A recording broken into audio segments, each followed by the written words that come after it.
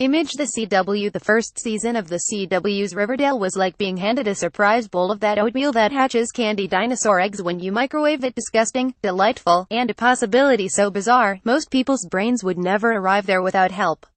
Archie Comics chief creative officer Roberto Aguirre Sacasa was heavily involved in the process that turned Archie from a beloved comic series into a swoony suburban teen drama. Now it's equal parts Desperate Housewives, Gossip Girl, a Lorde music video, and whatever previous murder mysteries there have been about maple syrup tycoons. With some slight tonal shifts and even more white people, it could have been a Coen Brothers movie. Thank goodness for Riverdale. The second season, rushed through production with grotesque consequences, premiered last night, just 5 months after the season 1 finale. It's clear that the CW knows it has a small hit on its hands. What's less clear is how a major network figured that out and still moved forward without ruining the fun.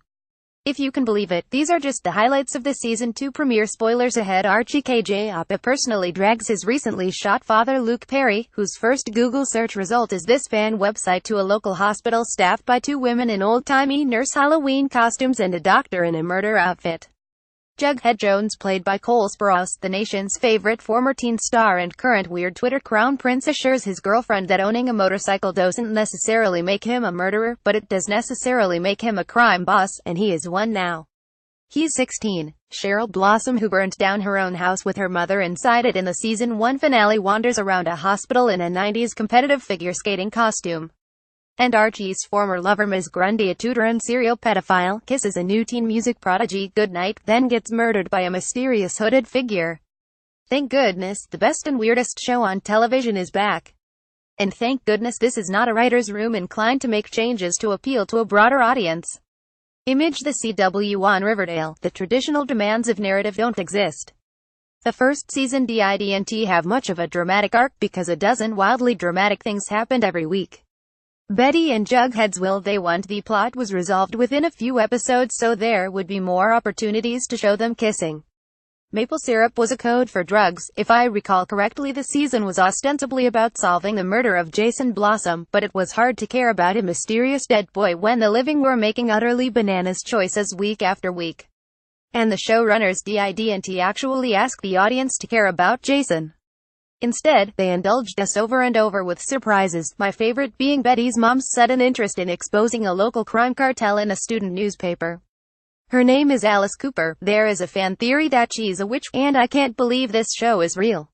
Riverdale is lit in a way that makes its young stars look like otherworldly beings made out of marzipan. They acknowledge the theoretical, though invisible, limitations of their physical forms only when they need an opportunity to flash a tube of CoverGirl waterproof mascara to the camera.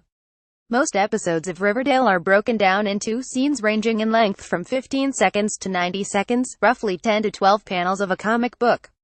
That narrative style gives the impression that these stories wouldn't be unpleasant to read as installments of an Archie comic, and would fit just as well on Snapchat.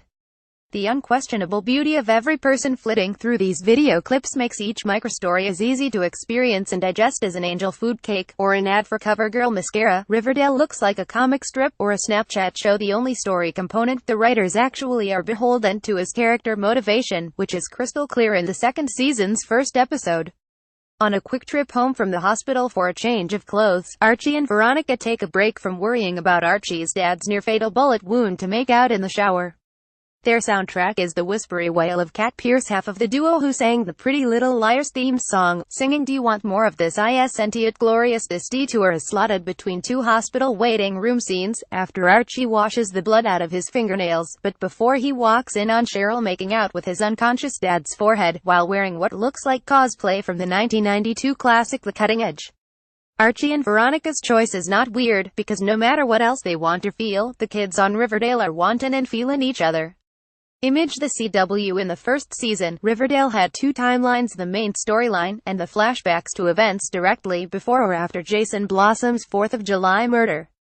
Jughead narrated each episode, typing what he was saying into a Microsoft Word document, adding 20 words at a time to his short, dramatic novel about Riverdale, the town, not the show. However, the Jughead character wasn't always actually aware of the events the Jughead narrator was sort of talking about. For example, he was able to give the ominous warning in the 4th episode of Season 1, "It's been a week since the discovery of Jason Blossom's body." But his death would not be the first, nor would it be the last casualty that the town of Riverdale would suffer. I still don't even know who he's talking about, since the season finale death of Cheryl's psychotic father did not cause anyone any suffering. Whatever he was referencing hasn't happened yet, and I would hope we can all admit that this doesn't make any sense. With Season 2, Riverdale doubles down on strange narrative conventions by adding in Grey's Anatomy-inspired near-death hallucinations. Archie's dad is lingering in some strange in-between state and imagining the graduation day, engagement, and wedding of his beloved, tall, brave son. Everyone wears kilts to the wedding, and Jughead wears his hat, which is rude. It's hard not to laugh through these sequences, which are just the latest bonkers idea plopped on top an already wobbling Jenga tower.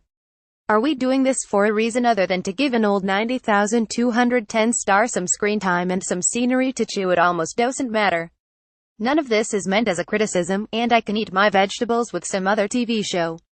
Riverdale is specifically built for online fandom, with musical numbers, mysterious killers, hints about at least a dozen potential romantic pairings, beautiful leads constantly backlit by neon signage, and a soundtrack pulled directly from Spotify's today's top viral hits. Much of the writing staff has worked on shows like the CW's Supergirl or Fox Glee, and they know that sometimes, what an audience wants even more than logical or traditional structure is a story where it feels like absolutely anything can happen.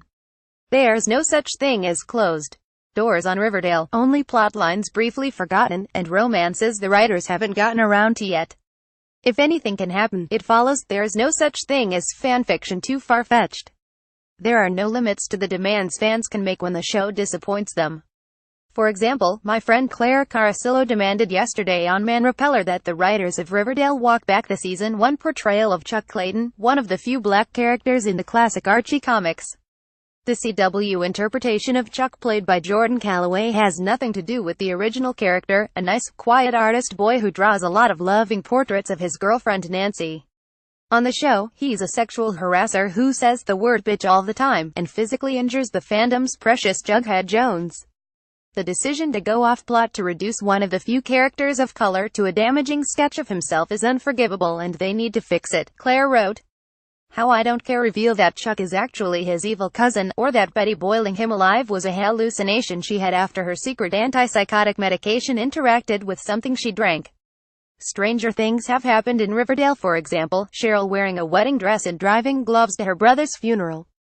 She's right, all possibilities are equally probable on this show about the utter randomness of the universe or utter beauty of beautiful people, which means it's never too late to go back and fix something stupid. What an incredible idea for modern entertainment, to leave miles of wiggle room to respond to feedback. What an incredible comfort, in the age of peak prestige TV, to have just one show that's not interested in earning anything, and instead just does absolutely whatever. What an incredible fantasy, to imagine a world in which your boyfriend can end up with a free motorcycle and cool jacket overnight, and suddenly become dreamier than he was before. Nothing is impossible or even improbable in Riverdale, and that's what makes it such a lovely place.